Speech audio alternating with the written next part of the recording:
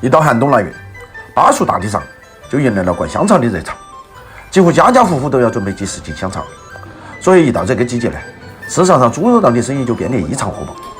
今年的猪肉还是比较贵，25一斤的猪肉还是挡不住大家的消费热情。或许是需求太过旺盛，猪肉的价格还在节节攀高。今天跑到菜市场来了，准备来买一些肉回去，猪腊肉和香肠啊。看着，兄弟们啊，这称的肉啊，灌香肠了啊。做香肠的肉一般选用前腿和后腿肉，这两个部位的肉呢，肥瘦正好合适，做出来的香肠不油不腻，不干不柴，油光红润，口感也能达到最好。把香肠顺子加工放后，会有专人帮你进行分解处理。这是第一步初加工，主要是清洗、去皮，去掉一些不好的肉，再切成一些小头头。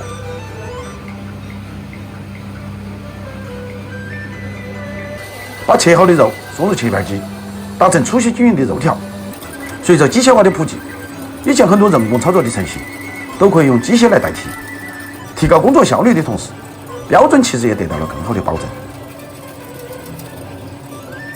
把切好的肉条投入搅拌机中，搅打上劲，并搅拌均匀，这是为了保证肥瘦能够均匀分布。搅入适量的高度白酒，白酒是灌香肠必须要用到的，有增香、去腥、杀菌的作用。准备调料：适量的盐、白糖、味精、胡椒面、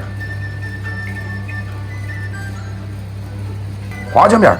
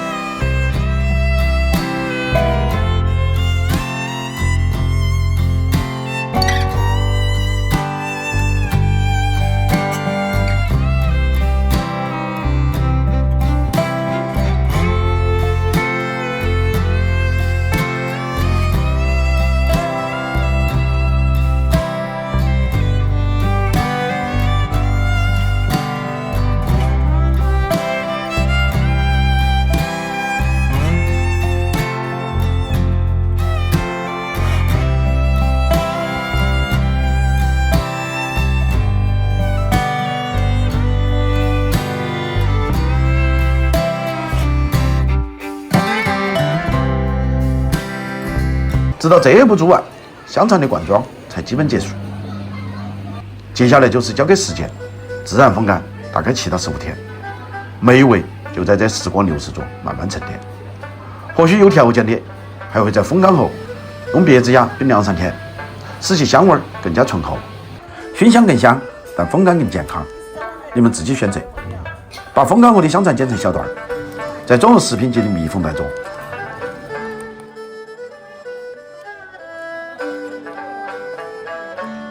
用真空机打好包装，就可以很方便地放入冰箱中冷藏起来，随时享受美味。